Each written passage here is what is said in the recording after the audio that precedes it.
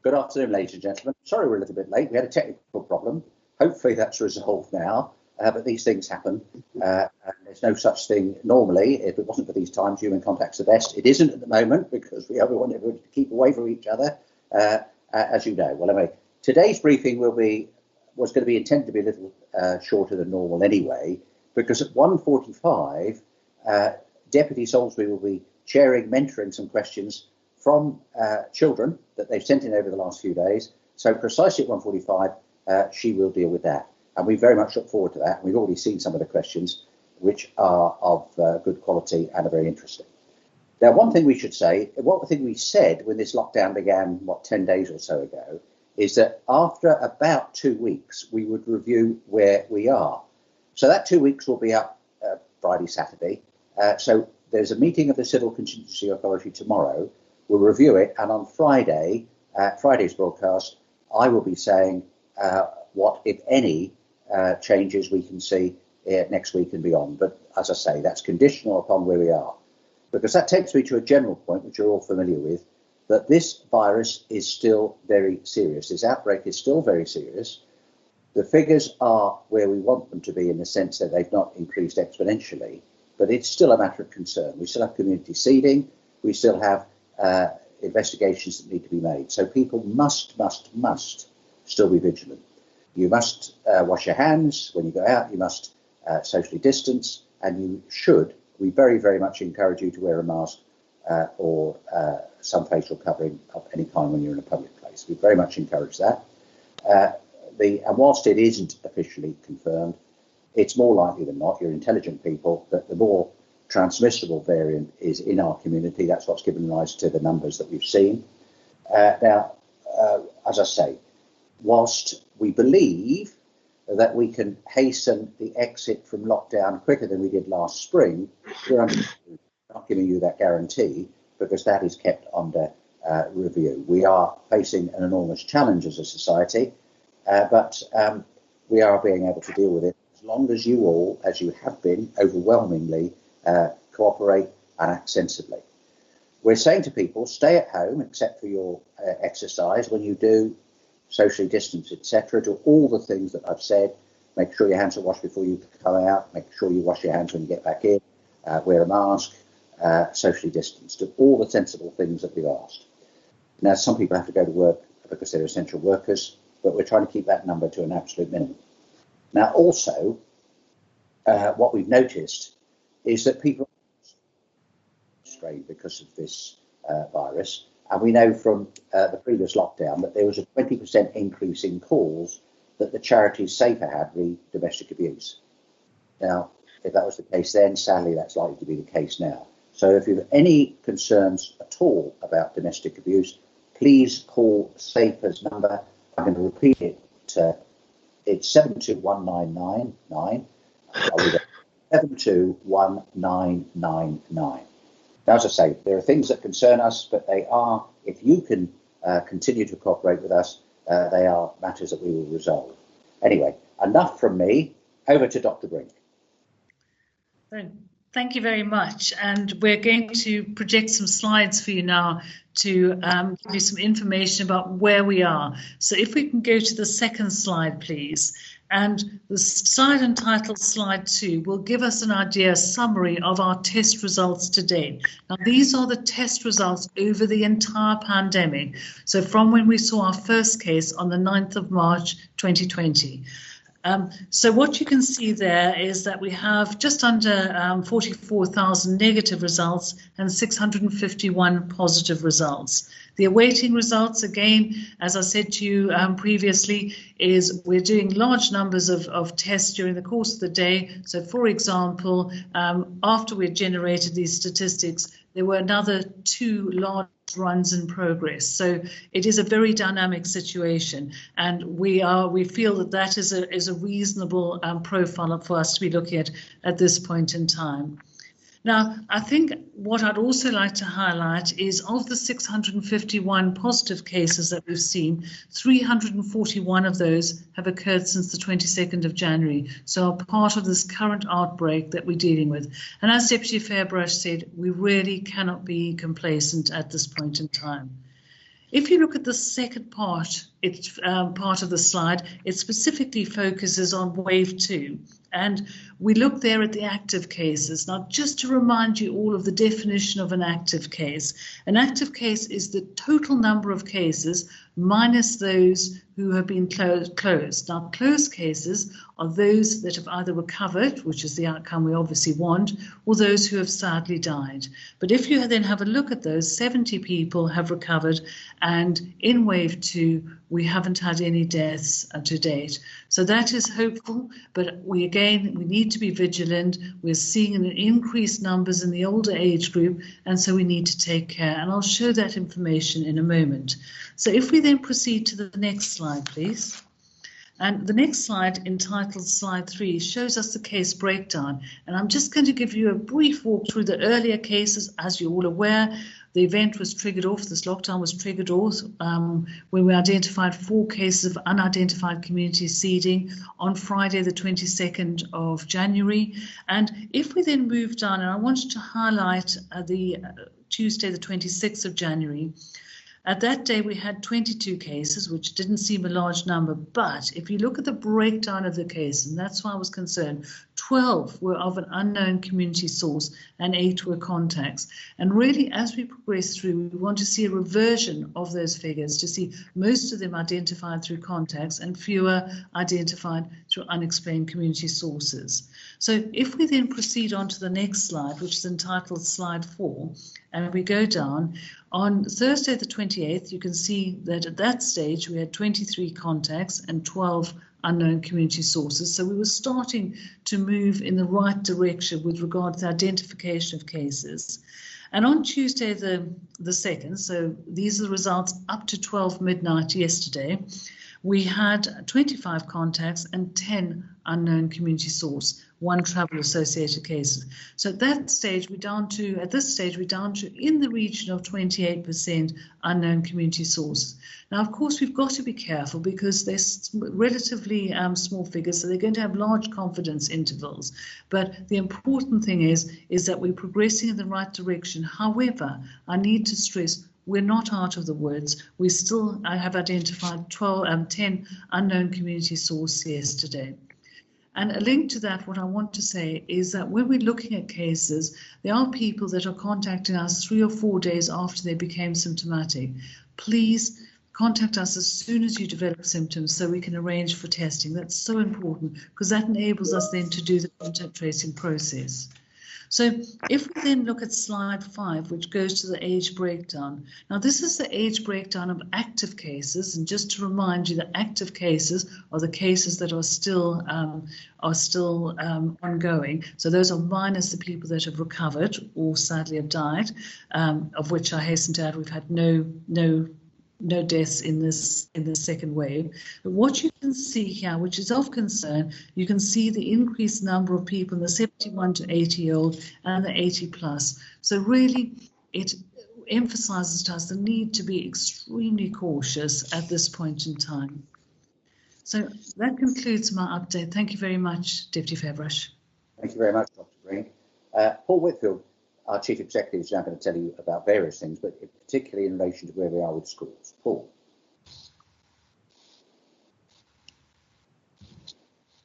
Paul, still muted. Here we are. Yes, thank you. Good afternoon. I spoke on Monday on how we had expanded our testing capability, including by using our East Arm testing facility. It frees up capacity at our hospital testing centre. Well, we have been looking at how this is increased capacity can help us to get us to a stage where we can again have vulnerable students and children of essential workers back at schools, colleges and early years settings. I'm really pleased to say that we are able to do this from next week. Now, at the same time, we will still need to be really careful and balance the need to support these children and their parents with minimising the contacts people have with each other. So this will be for a smaller group of children than was the case in the initial lockdown phase. When it comes to children of essential workers, again, it will be the case that only where both parents are essential workers, and importantly, for whom working from home is not an option, can we accept your child at school. The list of what is considered as an essential worker is on our website. In the past, we have made exemptions for certain jobs, such as nurses, doctors and teachers. This will not be the case this time unless you fulfill the criteria I've just alluded to. We really do need to keep the numbers in schools down. This is incredibly important. This different approach, we think, will reduce the number of children in schools by a few hundred. Only for the most critical roles where there is absolutely no alternative will we consider any exception to that. Now, in order to make this possible and safe as it can be, we'll be asking these children and the staff that will be supervising them will be at the educational setting to be tested before Monday. We will provide staff and parents with the details of that directly in the next couple of days. We also plan to test them regularly throughout their period of supervision at the schools while they continue to attend in the educational setting. So if we identify any cases, we can rapidly get on top of the situation. Now, next week is still half term from an educational perspective, so we won't be seeing normal lessons or even distance learning, but we are putting this in place for next week anyway. This will help those essential services who need as many of their staff available as possible right now, particularly with the higher figures of employees self-isolating.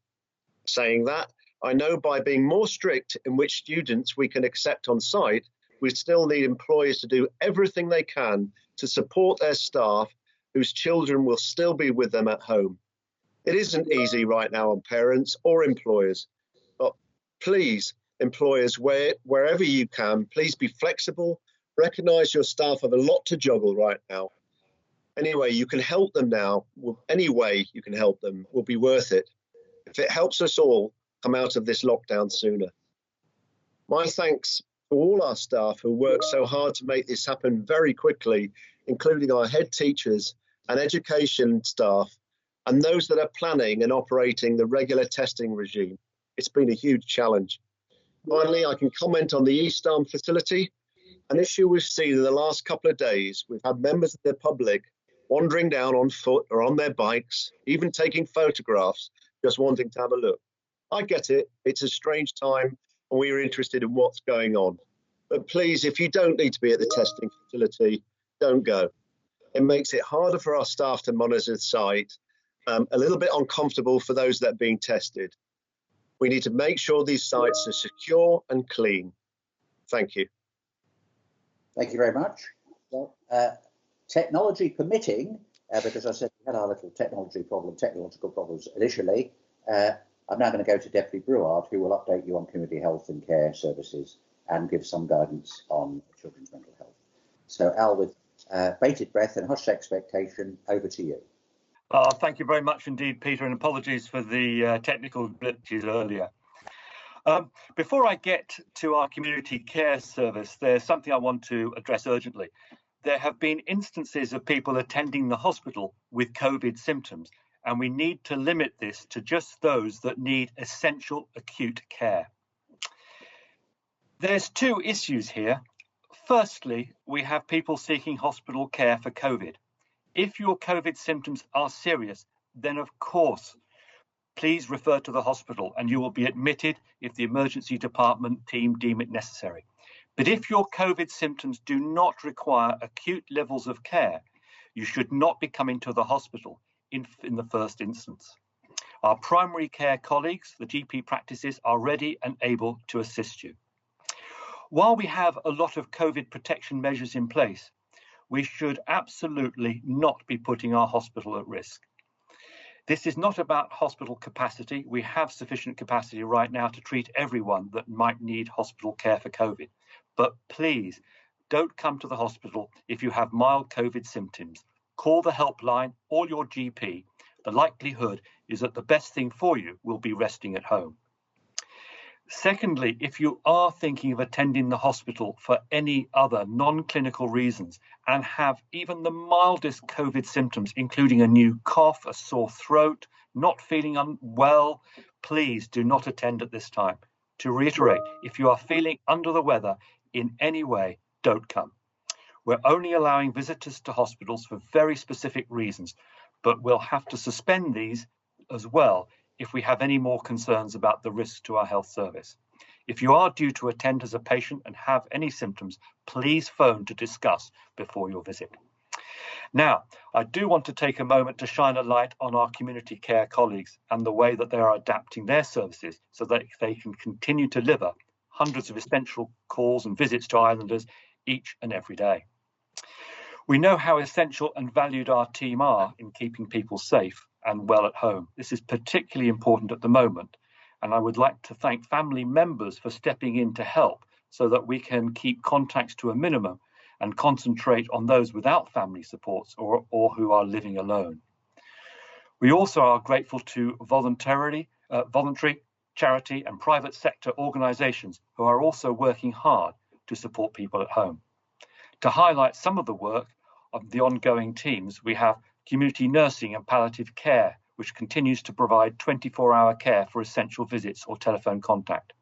Community nurses have been vaccinating islanders both at Beau Séjour and in care homes. This week, they are also starting to vaccinate people over 80 in their homes who have been unable to access the vaccination centre.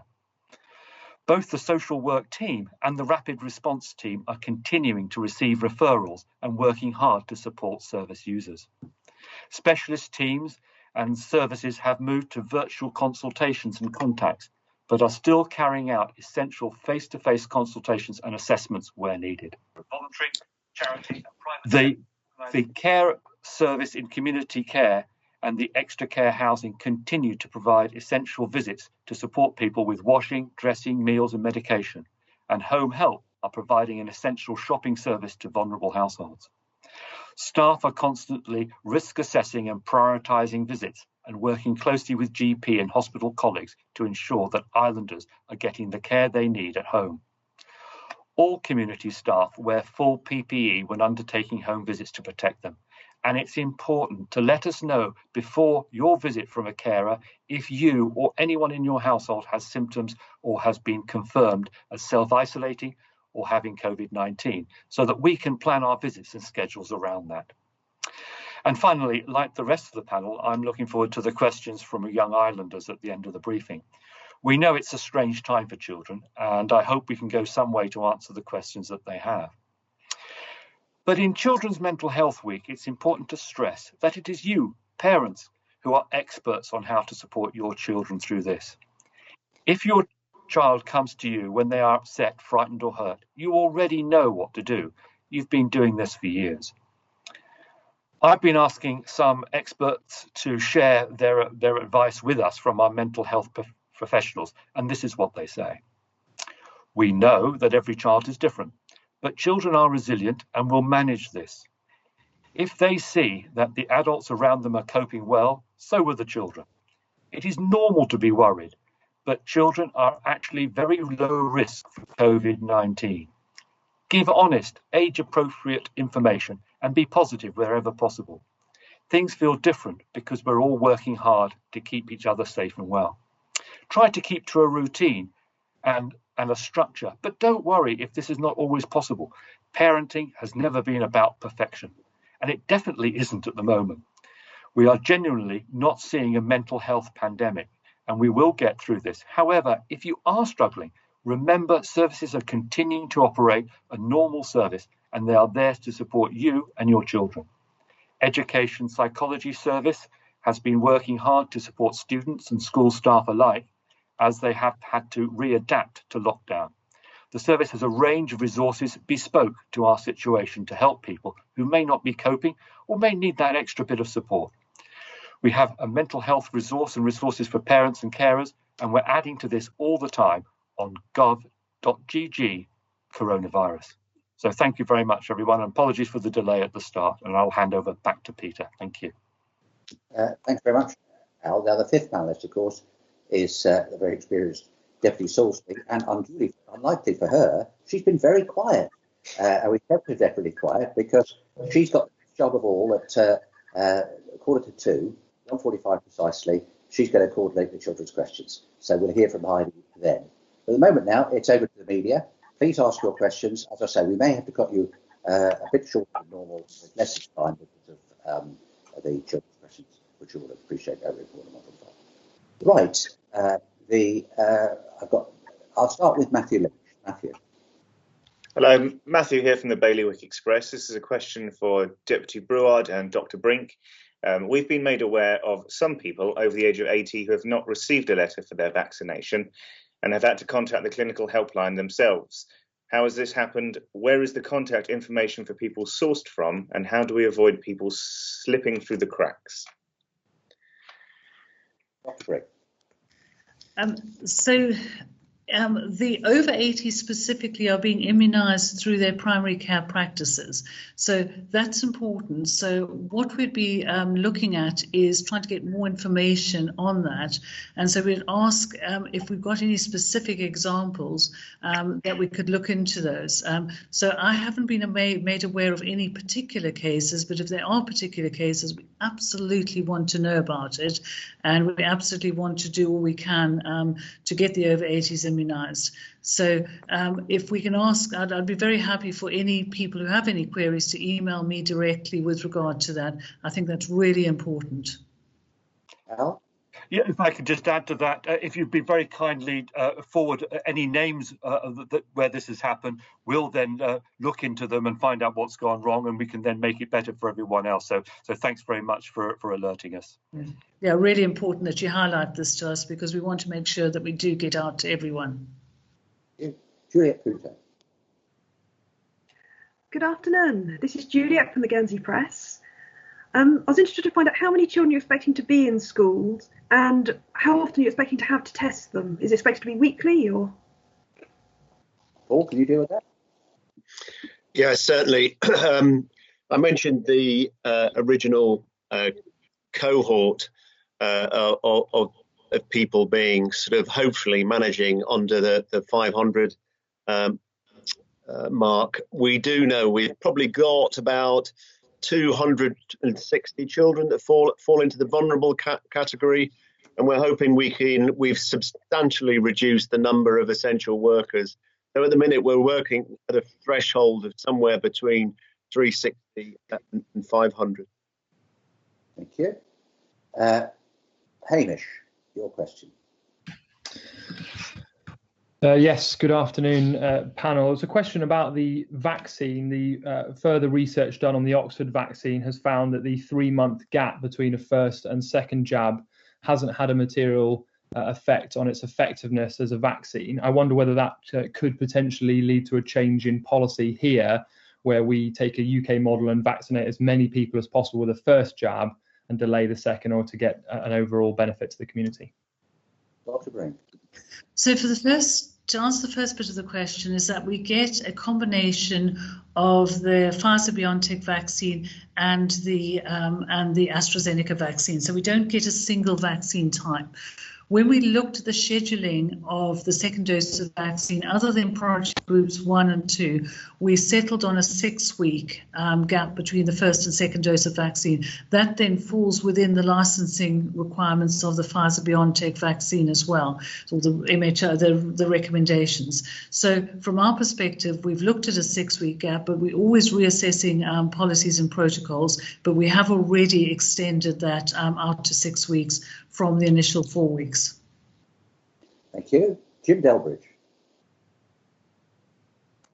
Thank you, everyone. Yeah, Jim here from Ireland FM. It's a great opportunity for us we've been inundated with questions from the public. So a question for Dr. Nicola Brink, I believe. Are we aiming for elimination of the virus again? Our listener says that with the new variant and it being winter and clearly in a more diverse spread of the community than last time, is there not a risk that eradication might not be possible? So eradication is certainly not possible, because eradication is to get rid of a disease from humankind like we did with smallpox. Elimination is a suppression of the virus. What we're aiming to do is to suppress the virus to a level that it doesn't impact on the health and well-being of the community. So we're aiming for suppression, and that's always what we've aimed for. So I think that's really important. So we're hoping to get down to a situation where we don't have active community seeding, and so we can protect the health and well-being of the community whilst we roll out an immunisation program. However, there will be cases that appear from time to time. If you recall, this happened to us in October last year, and we managed it through our track and trace program. What was different this time was we had 4 unlinked community cases. So we're aiming to suppress as much as we can so it doesn't impact on the health and well-being of islanders. Thank you, Dr. Brink. That is great when you can see initials, because you can call them. ED, what's your question? Yeah, Ewan Duncan from BBC Guernsey. A question for Dr. Brink. An interesting study that's come out that's been highlighted by Matt Hancock that says that the vaccines could actually be the way out of the pandemic, and that for the first time they're being shown to reduce the transmission of the virus. Following on from Hamish's question, could it be something that we now change the approach and see more people vaccinated with the first dose more quickly before moving on to the second question, to the second vaccination? So the data on transmissibility is really encouraging, and that will also impact on whether we roll out into a phase 2 program. And certainly, I think that is one of the key issues that the vaccine program will address. And absolutely, as this data comes on, we will always look at the timing between doses of vaccine. It's something that we need to reassess continually. Thank you. I think Heidi wants to say something, because I can see her flashing, so I'll give her the opportunity if she wants to say something. Thank you, Peter. Now, I was really just going to add further to that, and then the question about what we're going to do this time compared with last time. We are reviewing our exit from lockdown framework, which we created last time, but of course we've got new evidence. We believe it's very likely we've got this a new strain, more virulent strain we need to think about. Plus, on top of that, we have the vaccination program. So it is different from last time, and we need to manage it in a different way because of all the different variables we've got. So that will be published. Thank you. Matthew Leach, I think you've got a question, Matthew. Okay, a question for Mr. Whitfield. Does the States of Guernsey have a record of how many businesses have sought permission to carry out essential construction work since the start of the lockdown, and how many applications have been granted? I haven't to hand how many business have actually asked for that in kind. We've had 22 critical worker applications received, and they're for a number of reasons. That's for those that might have to do very specialist type work. The majority where we'd require workers to come in, which is again around health and essential infrastructure support. We are managing and working with all on island employers that are working, particularly there's been some concern where people have seen people on construction sites, for example.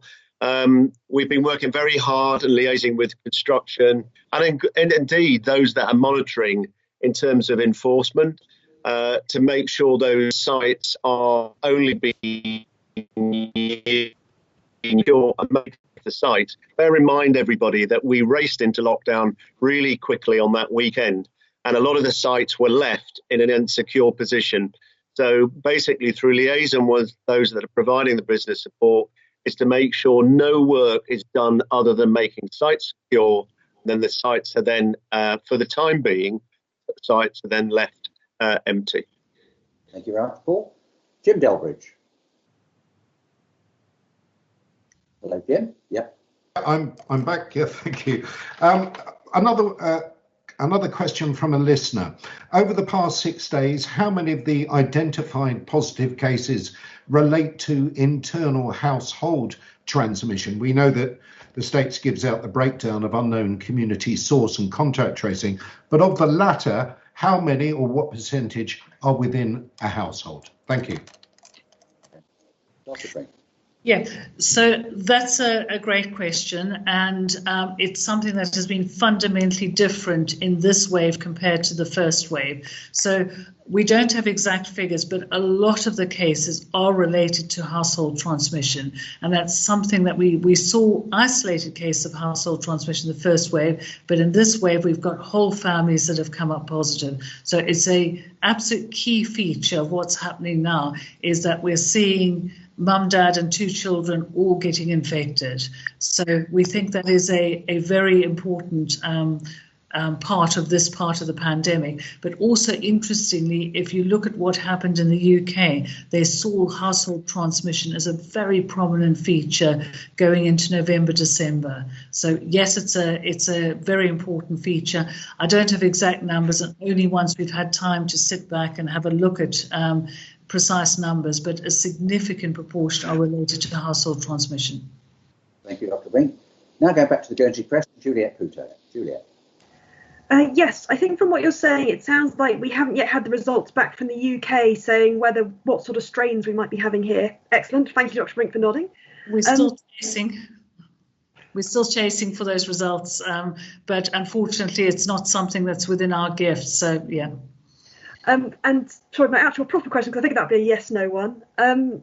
The Oxford vaccine, it's being discussed obviously by a number of European countries who've decided to not give it to older people. I think Germany and France have both decided it's not what they want to give to over 65s. Can you give some reassurances to older islanders who are obviously getting this vaccine? I think we would go along with the JCVI assessment. It was a very thorough assessment, and we feel that it is appropriate to give to the over 65s. We think that the data that they looked at was in huge amounts of detail, so we're very supportive of the JCVI approach from a bailiwick approach. Thank you. Hamish, your question. Yes, Hamish from ITV Channel again. I wonder if we could have an update on the waiting times for testing for people who develop symptoms or who are direct contacts of a positive case, and whether we could have an idea for how much the new testing facility at the East Arm will help with reducing those waiting times. Start with Dr. Brink, and then I think Paul Whitfield. But Dr. Brink. The testing facility at the East Arm is already impacting on the waiting times, and a lot of those have come down. When I last looked at it, it had gone from over 500 down to 300 odd, so those numbers are coming down all the time. So we're very pleased about that. I think that's been incredibly helpful to have that additional testing facility. We've also got a prioritisation process, which is important. So some of the people on our waiting list for testing, some of the 300 odd people, are people that are already booked in for scheduled tests, for example, if they're getting a test as part of a testing process. So there are fewer and fewer numbers of people with symptoms that are waiting for testing. When I think the actual symptomatic cohort was around about 100.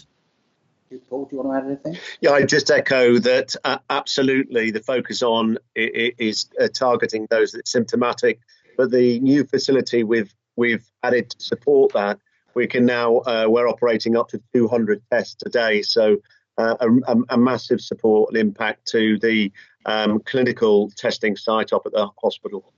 Thank you. Ewan Duncan.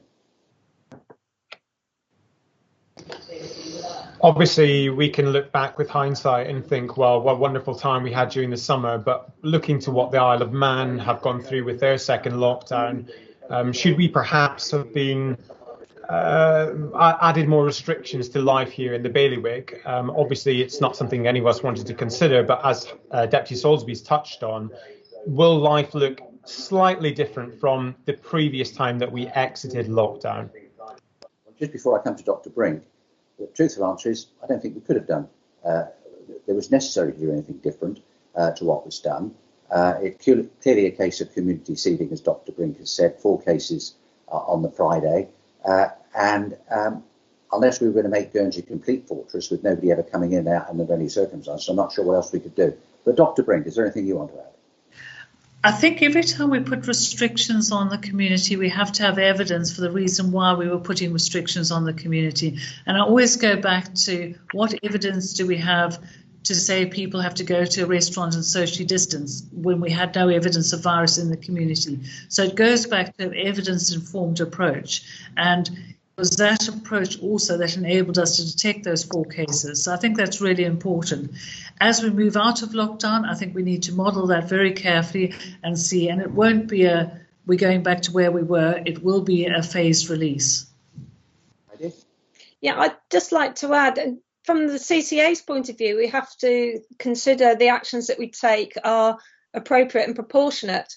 And that's something, whenever we create new regulations, we have to go through and make sure that we know that's the case. And it wouldn't have been appropriate and proportionate to have restrictions against people's, affecting people's human rights when there's absolutely no evidence of any cases on Ireland. So it's that we have to think about. And for the future, do we move towards elimination or not? And if we don't, are things going to have to be different? And indeed, people need to be responsible, as most people are. And if they are in lockdown, they must stay in lockdown.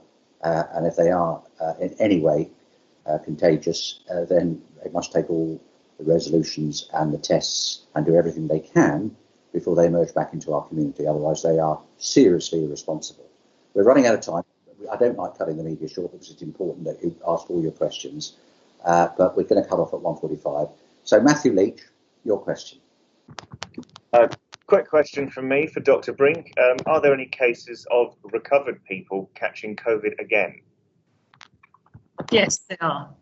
And that's not surprising. So people that had COVID right early on can get it with the waning immunity. And so, yes, we have had people with recovered COVID getting COVID again. Juliette Couteau?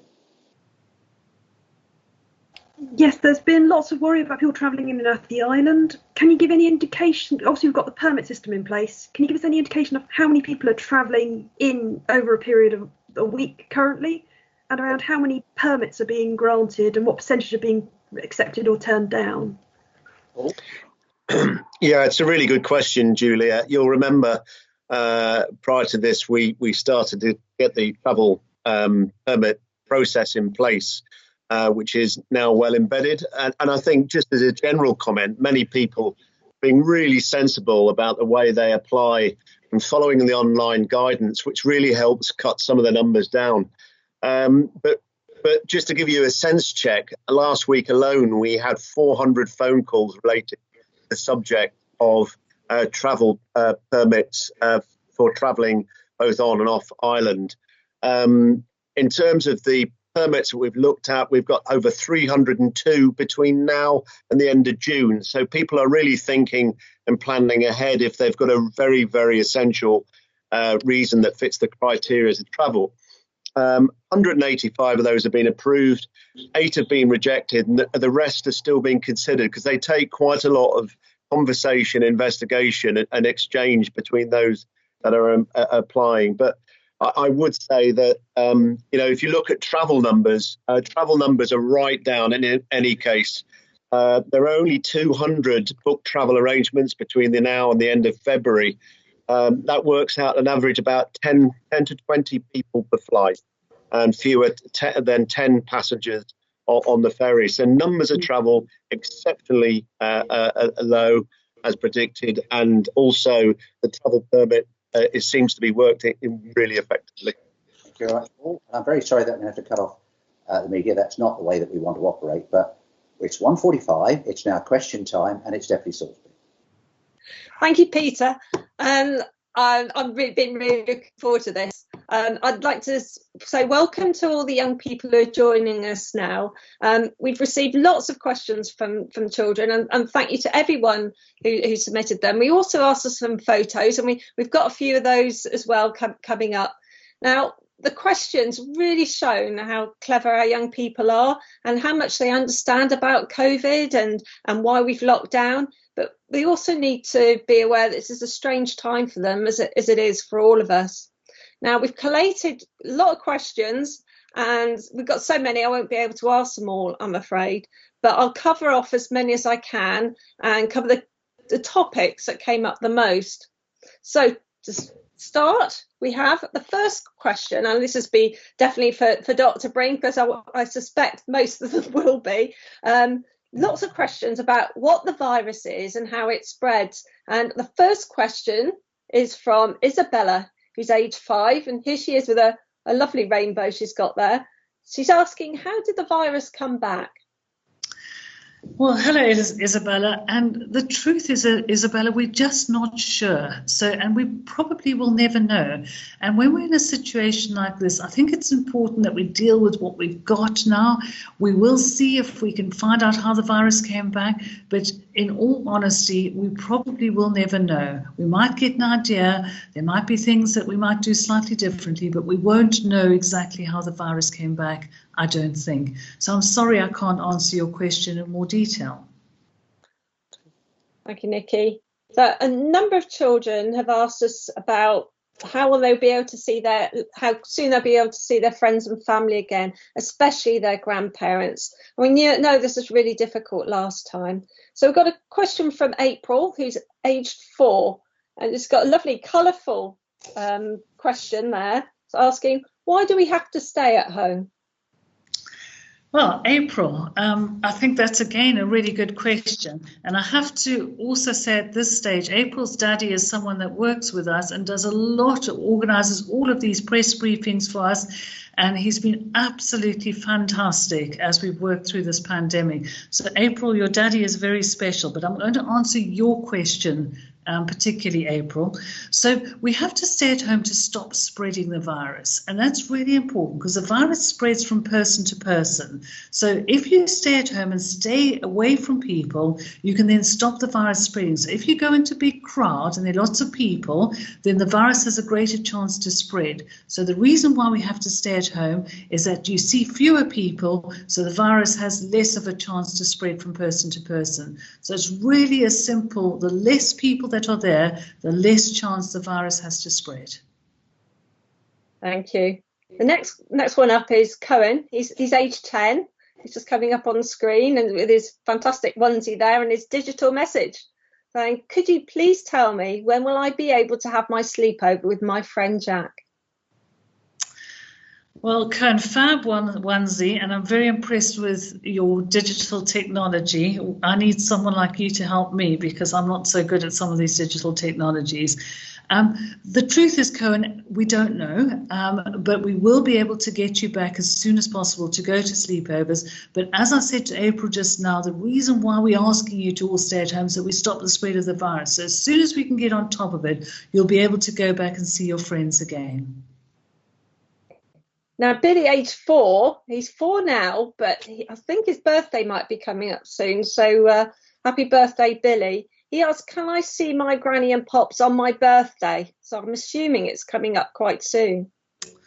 Oh, Billy, that's really tough. And we'll have to see when your birthday is and what's going on at the time of your birthday. But what I'm going to suggest is really important at these times is to maybe use some technology to be able to talk to them on technology, talk to them on the phone. So find a way to communicate with them. So to talk to them, speak to them, but perhaps not in their homes just while we get on top of things. So if your birthday is soon, probably not, but think what else you can do.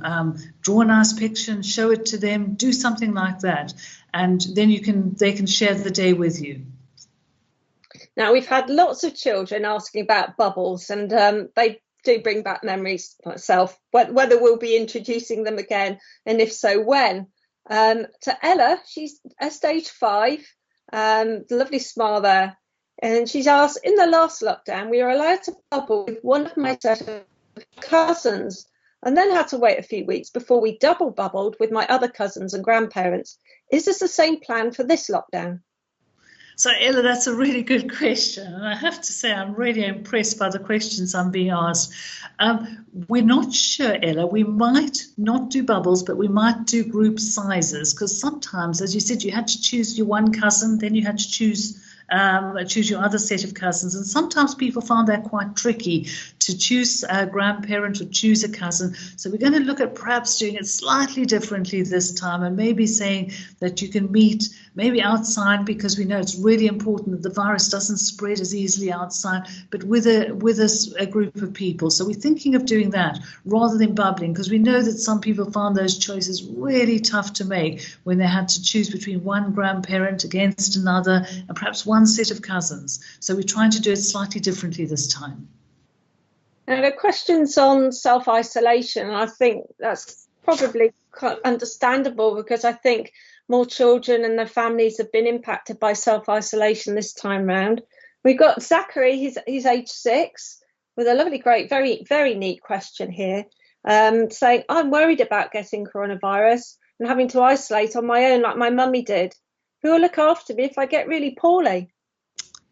Oh, well, first thing I'd like to say to you, Zachary, it's okay to feel worried. Things are different at the moment. You're not at school, but the important thing is to talk about it. So if you do feel worried or you do feel sad, talk to your mummy, and she'll be able to tell you some information. Now, the important thing is, Zachary, is children don't tend to get as sick as grown-ups if they get coronavirus. So that's really good.